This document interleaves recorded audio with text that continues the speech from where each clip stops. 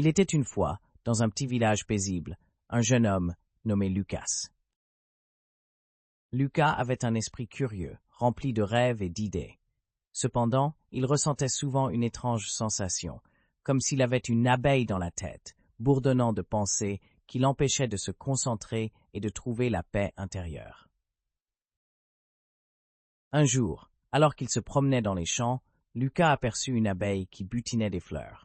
Intrigué par sa grâce, il décida de la suivre. L'abeille le mena à un vieux chêne majestueux où un sage se tenait assis. Le sage avait une aura apaisante et un sourire bienveillant. Lucas s'approcha et lui confia son problème. « J'ai cette abeille dans la tête qui ne cesse de bourdonner. Je ne sais pas comment me libérer de ce bruit constant. » Le sage lui répondit avec douceur. « Parfois, notre esprit est comme un jardin.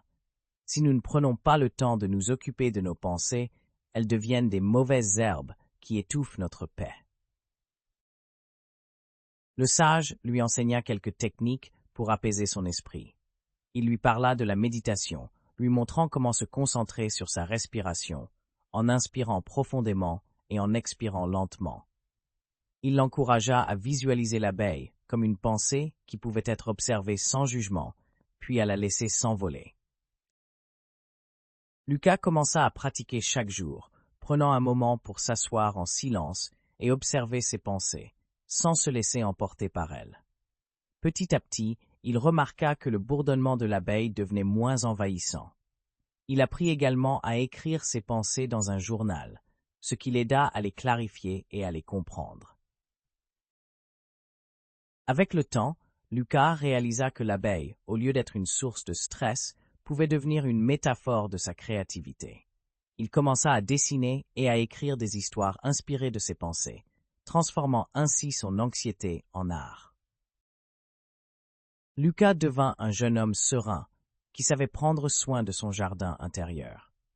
Il avait appris que, même si l'abeille pouvait encore bourdonner de temps à autre, il avait le pouvoir de choisir comment y réagir. Et ainsi, il vécut heureux, conscient que chaque pensée, comme chaque abeille, avait sa place et son moment. Et c'est ainsi que Lucas trouva la paix et la créativité en apprenant à écouter son esprit, sans le laisser le submerger. N'oublie pas que, tout comme Lucas, tu peux apprendre à gérer les bourdonnements de ton esprit. Prends le temps d'observer, de respirer et de te reconnecter à tes passions.